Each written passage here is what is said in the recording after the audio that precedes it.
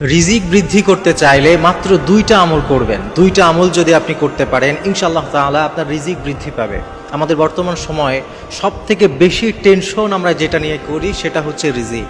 অনেকে ফোন দিয়ে বলে, হুজুর রিজিক কিভাবে বৃদ্ধি করা যায়, কোনো দোয়া আছে কিনা, কোনো আমল আছে কিনা। তো মাত্র দুইটা আমল করবেন। এর মধ্যে এক নম্বর আমল হচ্ছে গোপন যত গুনাহ আছে এইগুলোকে বাদ দিয়ে দিতে হবে। অনেকেই আছে যখন প্রকাশ্যে থাকে অনেক ভালো থাকে, মানুষের সামনে যখন থাকে তখন ভালো থাকে, কিন্তু যখন সে গোপন হয়ে যায়, যখন সে একাকী থাকে, যখন সে অন্ধকারের ভিতরে থাকে, তখন দরজাটা বন্ধ করে দেয়, তখন সে গোপন পাপে লিপ্ত হয়। ঠিক কিনা?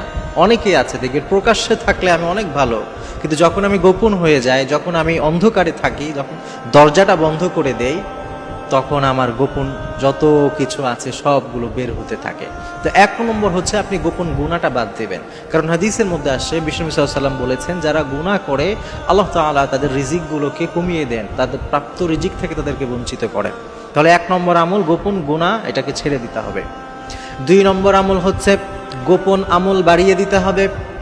অনেক সময় আমরা প্রকাশ্যে অনেক রকমের ইবাদত করি, বন্দেগী করি, কিন্তু গোপন কিছু ইবাদত আমাদেরকে করতে হবে, যে ইবাদতটা শুধুমাত্র আমি আর আল্লাহ ছাড়া কেউ জানতে পারবে না।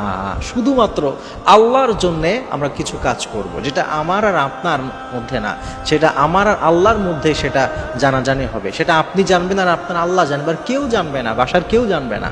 এরকম গোপন কিছু আমল যদি করতে পারেন, তাহলে দেখবেন আপনার রিজিক দিনে দিনে বাড়ছে।